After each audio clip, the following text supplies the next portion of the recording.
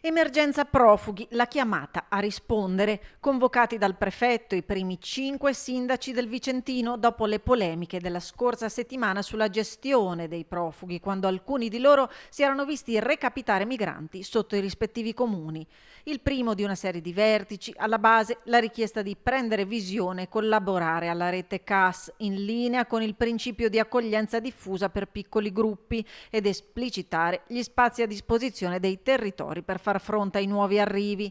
Tra loro anche i sindaci di Altavilla e Sovizzo che avanzano l'ipotesi di mettere a disposizione alcuni stabili confiscati alla mafia. Sia noi come Sovizzo che Altavilla abbiamo avuto un'assegnazione di beni confiscati alla mafia e ce li hanno assegnati, l'iter si è concluso a aprile di quest'anno, per cui ci ha chiesto se possiamo mettere a disposizione dei locali dove ospitare questi profughi. Ognuno ha rappresentato le difficoltà di questo momento della prefettura da parte loro perché hanno preavvisi minimi e quindi devono rispondere ad emergenze nell'immediatezza e noi ovviamente anche noi che siamo chiamati a rispondere. E abbiamo reso noto al prefetto 2 problematiche, una quella della stagione turistica che è in pieno boom in tutto l'altopiano e il secondo proprio relativo che siamo un territorio dislocato, quindi anche la difficoltà di raggiungimento magari di qualche stabile. Tra le difficoltà emerse quella del post accoglienza, aspetti operativi su come gestire la persona, integrarla nell'ambiente e valorizzarla,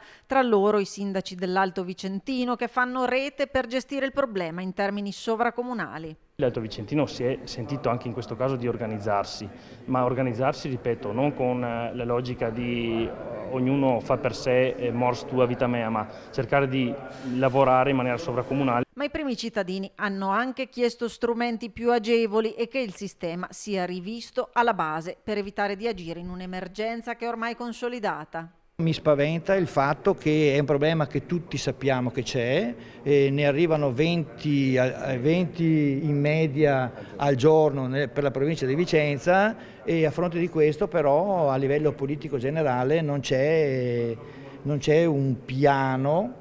Cioè, lavoriamo nell'emergenza sapendo che in realtà questa emergenza la conosciamo da quanti anni. All'incontro erano presenti anche i rappresentanti della Caritas e della Croce Rossa.